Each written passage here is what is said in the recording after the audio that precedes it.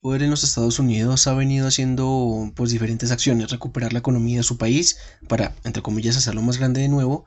Por ejemplo, una de esas acciones fue el control del narcotráfico proveniente del Caribe, que en realidad representa entre el 20 y el 30% del total que va desde Sudamérica hacia los Estados Unidos. Estas acciones en el Caribe derivaron en la captura de Maduro y Estados Unidos realmente ha demostrado es que le interesan los recursos naturales de estos países y de otros, ¿no? Pues está por el caso de Groenlandia, por ejemplo. Donald Trump, ¿considera usted que se encuentra ejecutando la teoría del loco como método para acercarse y luego atacar en diferentes puntos? Lo primero es, bueno, el mayor flujo de narcotráfico está saliendo desde el Pacífico. Hay que partir de esa premisa.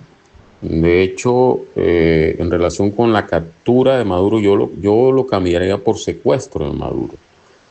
Que Nicolás Maduro tenga unos cuestionamientos muy claros frente a su elección, validez de la elección no le permite a un Estado, en este caso los Estados Unidos, actuar de esa manera unilateral porque está violando el derecho internacional.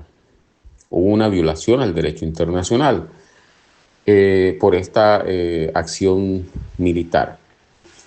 De hecho, recordemos que el juez que lleva el proceso de Maduro desvirtuó la acusación del cartel de los soles. Es una acusación que era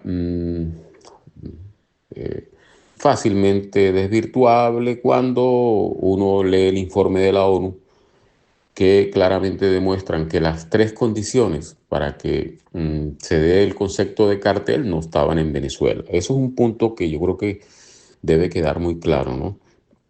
Que si le interesan los recursos naturales, por supuesto, por supuesto. De hecho, uno puede hacer una conexión entre lo que pasó el 3 de enero con Nicolás Maduro y el bombardeo de Irán. ¿Ya? En el sentido de que el propósito de Estados Unidos en territorio venezolano fue básicamente el apoderarse del petróleo. Y no solamente petróleo, recordemos que en el oriente venezolano hay, por ejemplo, coltán, ¿cierto? Entonces, partamos de esa premisa. Eh, a Trump no le interesa la democracia en Venezuela, en Cuba, en Irán, y Trump básicamente en Venezuela le interesa el petróleo. ¿Por qué lo conecto con Irán? Para no dejar la idea en el aire. Y es que con este cierre del estrecho de Hormuz, pues sin duda alguna los más perjudicados van a ser los de Oriente, China, Corea del Sur, pero también el resto del mundo, el 20 o 25% del petróleo pasa por ahí. Entonces, él necesitaba, Estados Unidos, asegurar el suministro de petróleo. En relación con el otro componente de la pregunta, la teoría del loco. Trump es completamente impredecible, aunque creo que actúa con claros objetivos. Recordemos que desde Nixon se empezó a hablar de esta teoría del loco. Pero es impredecible. Lo vimos con la posición que asumió con el presidente Gustavo Petro, por ejemplo. Creo que ni el más optimista imaginaba que a Gustavo Petro le iba así. Recordemos que esta acción militar del sábado pasado contra Irán es, se da en el marco de las negociaciones que tenía con los persas. Igual también el bombardeo a las instalaciones de investigación nuclear que tiene Irán, que hicieron en el mes de junio del año 2025, ¿cierto? Entonces sí, él es impredecible. Es tan impredecible que en cualquier momento está amenazando, ya lo hizo con España, de aumento de aranceles. Y sí, creo que logra el objetivo fundamental y es atemorizar. Ya, los defensores de la teoría del loco consideran que fundamentalmente lo hace para atemorizar, ¿cierto? Y de hecho, uno ve cómo en cualquier momento, a cualquier hora, en su red social especialmente, a quien no apoya sus planteamientos, sus posturas, inmediatamente lo amenaza. Y la amenaza está precisamente por ese lado que tanto pues, nos duele a los países, es básicamente el tema de los aranceles. Entonces sí, creería que uno podría marcarlo, ¿no? Porque sus acciones son completamente impredecibles, aunque este tema de Irán era muy predecible, es decir, había una claridad de que en cualquier momento los Estados Unidos iban a atacar Irán. De hecho, el 30 y algo por ciento de sus fuerzas armadas ya estaban encaminadas hacia el Medio Oriente. El ataque a Irán ha sido criticado como un plan sin estrategia que puede terminar muy mal para este país. ¿Considera que esta escalada de violencia pueda ser negativo para Estados Unidos si algún aliado iraní entra en el conflicto? Creo que va a terminar muy mal para Estados Unidos y para Israel. ¿Ya? Eh, por supuesto que Estados Unidos tiene un mayor poder militar, pero creo que no hay una conciencia en el imaginario de Estados Unidos, de Trump y su equipo, de la manera como los iraníes se han venido preparando. Partamos de una base. Luego de la Revolución Islámica del 79 y esa guerra de 7, 8 años con los iraquíes, que deja a los dos países completamente destruidos, con más de 1 millón de muertos, los iraníes empezaron a prepararse para la guerra. Y no para otra guerra con Irak. Se empezaron a preparar para una guerra con Occidente. Estamos hablando de la década de los 80, ¿cierto? Que fue permitiendo que la revolución se consolidara. Se consolida por muchas razones, muchísimas razones, entre otras cosas porque hay una concepción filosófica, religiosa, que hace que ese concepto, por ejemplo, del ayatollah, genere cohesión dentro de la población, en mayor parte de la población, aclaro. Entonces, ellos se vienen preparando, se han venido preparando todos estos años. Digamos que en términos de preparación militar, en términos de preparación logística, ya tienen 3 décadas preparándose para este momento. Es por una parte. Por otra, pues a ver, bueno, digado con esto, gran parte de esa cúpula militar ha vivido en la guerra. Ha vivido en la guerra. Yo no sé cuántos de la alta cúpula militar hayan estado en la guerra con Irak, pero han vivido en la guerra. O por lo menos se han preparado toda la vida para la guerra. ¿Cierto? Y a eso, pues sumémosle que tiene aliados, el caso de Hamas, el caso del Líbano, de Hezbollah en el Líbano, los yemeníes, que están demostrando que pueden asestar duros golpes a los Estados Unidos.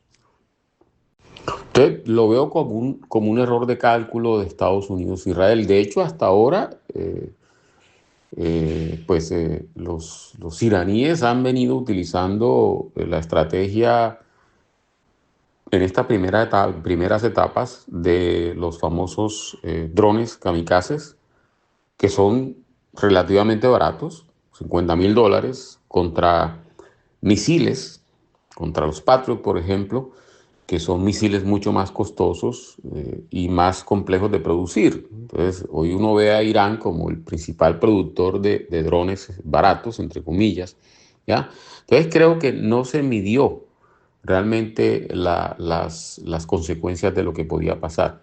Esto no quiere decir, y aclaro, que yo desde mi perspectiva vea a Irán como el que va a salir triunfador de esto. No, creo que esta va a ser una guerra de suma cero. Bueno, todas las guerras son suma cero. O gana uno o gana el otro, o en este caso creo que todos van a perder. Va a perder Estados Unidos, va a perder Israel, va a perder Irán, por supuesto, porque ya han cerrado completamente la posibilidad a cualquier tipo de negociación. Otro error, terminan asesinando al ayatollah, un señor de 80 y tantos años, 86, 87 años, que claramente tenía ya la mirada de que pronto iba a salir de ahí, iba a fallecer. En este caso, pues es asesinado por una bomba, pero él tenía claro ya, y toda la cúpula religiosa, es el Estado Islámico de Irán, tenía claro eso y se venían preparando.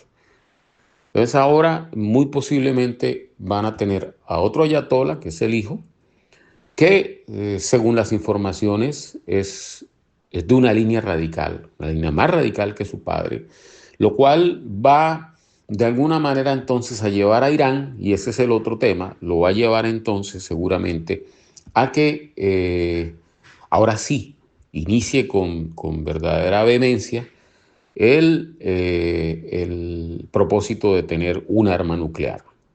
Que la tenga o no, bueno, Estados Unidos tiene 30 años diciendo ya pronto los iraníes van a tener un arma nuclear. Entonces, pero creo que esto sí los va a motivar a llevar a que entonces logren, con todo ese uranio que tienen y plutonio, logren ya tener un arma nuclear lo más pronto posible. Estados Unidos ha apoyado con inteligencia a México y Ecuador en las acciones contra el narcotráfico al menos desde septiembre del año pasado, es decir, 2025. Esto sí que afectaría la forma en la que el narcotráfico entra al país del norte, pero en realidad, ¿qué otros intereses puede tener Trump en estos países? ¿Hasta dónde Trump y creería que los Estados Unidos como tal tienen el propósito realmente de acabar con el narcotráfico? Es un tema muy controversial. Creo que todo lo que está pasando en Ecuador hoy ratifica que la guerra contra el narcotráfico, la lucha global contra las drogas tradicional fue un fracaso, ha sido un fracaso, es una derrota contundente. De hecho, pues hay que valorarle que Colombia, bajo la tutela de la embajadora en ese momento, Laura Gil, hizo un proceso muy interesante en Viena, lo que llamamos la ruptura del consenso de Viena, ¿no? Que logró que Estados Unidos, bueno, el Estados Unidos bajo la presidencia de Biden, lograra la ruptura de ese consenso que usualmente se hacía y era seguir firmando, digamos, un compromiso de lucha contra el narcotráfico de la manera tradicional. La embajadora colombiana logró un proceso de negociación muy interesante, logró que Estados Unidos y hubiese un consenso, con excepción de Rusia y China, le dieran connotaciones, por ejemplo, de salud pública, al tema del narcotráfico y también unas connotaciones de derechos humanos. Es decir, mientras los Estados Unidos considere que la única alternativa para luchar contra el narcotráfico es la guerra tradicional, va a seguir fracasando completamente. Sí, pues uno se puede preguntar cuál es la veracidad de esa intención de Trump y su gobierno de acabar con el narcotráfico cuando acaba de amnistiar a un presidente centroamericano condenado a más de 40 años precisamente por narcotráfico. Entonces, creo que va más allá. Para Trump esta lucha contra el narcotráfico es una manera de posicionarse bajo su mirada imperial en América Latina, es decir, una mirada de dominio hegemónico continental. ¿Ya? Recordemos que estamos hablando de una doctrina Monroe, o como yo tengo una columna por ahí de doctrina Donroe, que es un poco lo que se está hablando en los Estados Unidos, Donroe, partiendo de la base Donald y la doctrina Monroe de 1823, que en esencia, en la doctrina de seguridad hemisférica de los Estados Unidos, primero pues habla de un dominio hegemónico completo sobre América Latina, pero no solo sobre América Latina, sino sobre el hemisferio occidental, ¿ya? Y tú ves en el mapa, en la parte de arriba, cómo Groenlandia quedaría ahí. Por eso es que el sueño de él abarca Groenlandia y abarca América Latina, todo el hemisferio occidental. Él básicamente se lo está, digamos, repartiendo muy al estilo del Tratado de Tordesillas entre portugueses y españoles, ¿ya? Entonces, en ese sentido, creo que es importante entenderlo así. Es una lucha, entre comillas, contra el narcotráfico, pero realmente lo que está buscando es dominio hegemónico y de hecho, pues ya inició maniobras conjuntas con Ecuador con presencia de militares en este sentido. Y es lo que está buscando, es decir, que paulatinamente todos los países de América Latina tengan fuertes vínculos con el narcotráfico o no, terminen cediendo a sus pretensiones de bases militares, de presencia norteamericana, con el propósito de realmente tener un completo y total dominio hegemónico sobre el continente. ¿El ataque a Irán no contradice su proyecto de paz entre Gaza e Israel? La cuarta pregunta muy interesante. Yo lo vería desde el papel, desde lo que Estados Unidos vende, que es mentira. De hecho, pues el plan sobre Gaza es fundamentalmente un plan de construir un resort. Ya, recordemos que en Davos fue el yerno a presentarlo y lo que presentó ahí obviamente no va a ser para los gazatíes. Es un proyecto de lujo, de altísimo nivel. Igual esta sociedad que ha presentado de paz, como la ha llamado pomposamente, pues bueno, partamos de la premisa, que él aspira a que sea una organización en la cual solamente Estados Unidos tendrá el derecho a veto, solamente, bueno, ni siquiera los Estados Unidos, él, Donald Trump, será el único que podrá decir qué países entran, podrá sacar los países cuando quiera, tendrán que pagar $1 millón como un club social. Eh, Él será quien defina.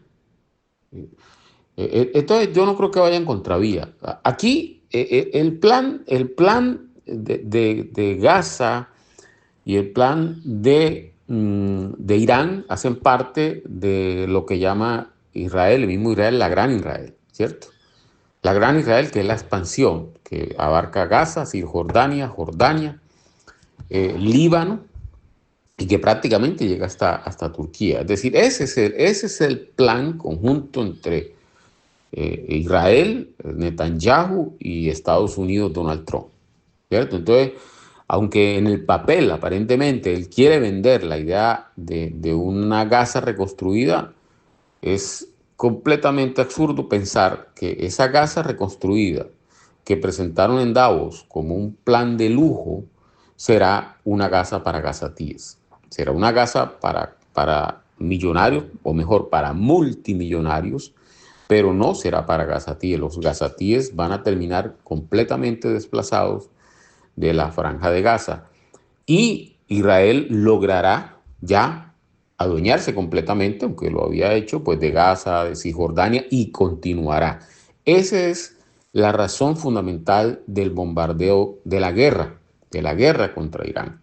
Porque Irán es el único país que tiene la capacidad de contener a Israel en su sueño de expansión hacia lo que ellos llaman la Gran Israel, que por cierto ya la ha presentado en la ONU, la ha presentado en otros escenarios internacionales como algo muy normal, es decir, un sueño de expansión, y la presenta Netanyahu en un mapa.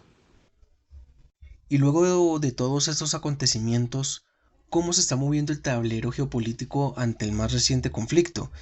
Eso teniendo en cuenta que Trump corta alianzas con quien lo contradice, ¿no? Esa quinta pregunta creo que es la más compleja, ¿no? Porque es construir un escenario. Pues realmente, a ver, ya vimos lo que pasó con España, ya las amenazas contra España. Yo no sé hasta dónde los socios de los Estados Unidos estén dispuestos a entrar en un conflicto que va a dejar unas secuelas que de hecho algunos hablan de una reconfiguración del orden global. Yo sí veo muy posible una reconfiguración del orden global, tanto en lo militar, porque Estados Unidos está siendo muy golpeada, ya tiene en Bahrein, por ejemplo, aparentemente la base militar quedó completamente destruida. Por supuesto que la puede reconstruir, pero es un golpe muy fuerte. Y es un golpe muy fuerte a todas las bases militares. Es decir, Irán está demostrando que puede golpear las bases militares de los Estados Unidos. Es un golpe muy fuerte a Israel, porque ya prácticamente su domo de hierro, quedó casi que aniquilado. O si no aniquilado, por lo menos ha sido permeado por cantidades de bombas, ya no tiene la eficiencia que tenía. Entonces, sin duda alguna, va a haber una reconfiguración. Y esa reconfiguración también puede ser impulsada por un golpe a la economía global, porque estamos hablando de, ya empezó a subir el petróleo, creo que va a seguir subiendo, muy seguramente va a llegar a 130, 130 y pico dólares, lo que va a golpear absolutamente a todas las economías del planeta, a todas, y por supuesto incluyendo los Estados Unidos. Entonces, el escenario puede ser muy complejo, especialmente para países como Europa, aquellos que no quieran entrar en el conflicto, aquellos que no quieran apoyar. Ya lo vimos con España, y hay que ver entonces cuáles son esos países que no quieren, que seguramente van a ser varios, ya bueno, ya han sido varios, que no quieren realmente meterse en un conflicto, que esa frase tradicional, se sabe cuándo comienzan las guerras, pero no se sabe cuándo termina. Y creo que aquí, frente a esta guerra, se aplica textualmente, ¿no? Sabemos cuándo comenzó, pero no sabemos cuándo pueda terminar, especialmente porque Irán todos los días se está sacando ases bajo la manga, demostrando que tiene una capacidad militar que, que no era proyectada por el gobierno de los Estados Unidos, ni mucho menos por Israel. Y en esa reconfiguración también entran los países árabes que han sido socios de los Estados Unidos, el caso de Arabia Saudita. ¿Ya? Hay unos señalamientos muy fuertes de que el atentado a la refinería, creo que la refinería más grande del país árabe, es un atentado de falsa bandera, ¿cierto? De hecho, medios europeos están confirmando que el atentado es un atentado de falsa bandera originado de Israel. Eso va a golpear los apoyos hacia Occidente, los apoyos hacia Israel. Con esto no estoy diciendo que van a apoyar a Irán, pero creo que muy posiblemente vayan a marcar una línea hasta dónde pueden llegar, y seguramente esa línea va a ser la no participar directamente en el conflicto, el caso de Arabia Saudita.